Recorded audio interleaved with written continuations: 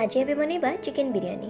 से चिकेन 500 ग्राम, दही, पियाज गोल गोल 4टा, तरकारी पियाज 3टा, आलू 2टा, रसुण, पुदीना पत्र, कंचा लंका, अदा, लींबू, गोटा गरम मसला, बिरयानी मसला, चिकेन मसला, धनिया गुंड, हल्दी गुंड, मोगलाई अतर स्मेल नवा,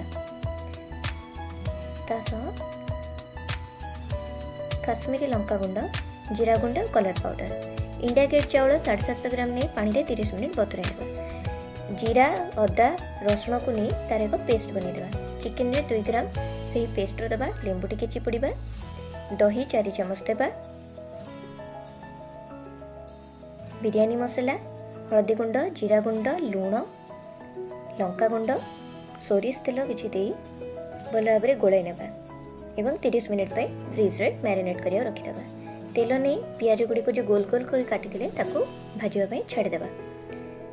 ता भितर आम भात बसैया रेडी करवा। पानी को बसईदेवा एवं से पानी फुटिला मात्रे गोटा गरम मसला पकईदेवा, कंचा लंका देदेबा, लुण, पुदीना पत्र, गोलाप जल, केवड़ा तेल पकईदेवा। तापरे भात को से मिसईदेवा। एबे भात को आम फुटिया छाड़देबा। एपटे पियाज भाजी हो गलानी। पियाज गुड़ी को काटदे आम आलू को भाजी नेबा। 3टा आलू मुझे 3टा आलू को आम भल भाव में भाजी नेबा, काढ़ीदेबा।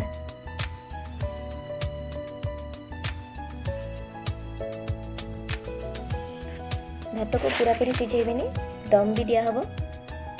एबे आम कड़ाई रे तेल गरम करी से गोटा मसला सब पकईदेबा, कंचा लंका देबा, पियाज पकईबा, अल्प चीनी देकी ताको सटे करनेबा।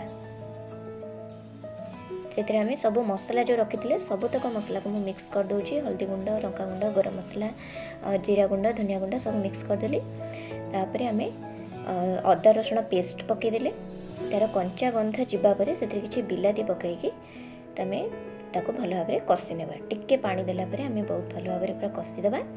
तापर आम मसलार तेल बाहरी गला परे जो आम चिकेन रखी मैरिनेट करके से चिकेन सब पकईदेबा।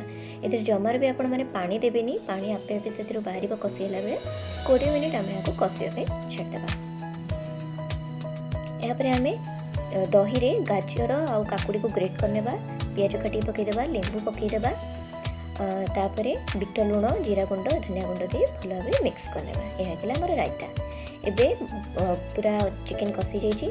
एबे आम दम देवाई तेल टिके नेले आउ से पियाज आलू को देदेले।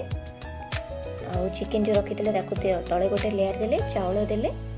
चाउल देला परे आम से जो रखा कलर फूड कलर टिके दबा, भाजी रखा पियाज देबा, पुणी आ गोटे लेयर भातर देबा। 2टा अंडा देली, पुणी ता ऊपर आ गोटे लेयर भातर देदेली। ता ऊपर मो पियाज जो रखी बाकी पियाज पकईदेली एवं पुणी थे फूड कलर किसी देदेली। ता ऊपर मु चिकेन मसला, बिरयानी मसला पकईदेली। वर्तमान 15 मिनिट दम देवा परे रेडी हो गला आमर चिकेन दम बिरयानी। आको गरमा गरम खातु। तेबे केमती लगिला मते कमेंट बॉक्स रे निहाती भाबरे जणेबे।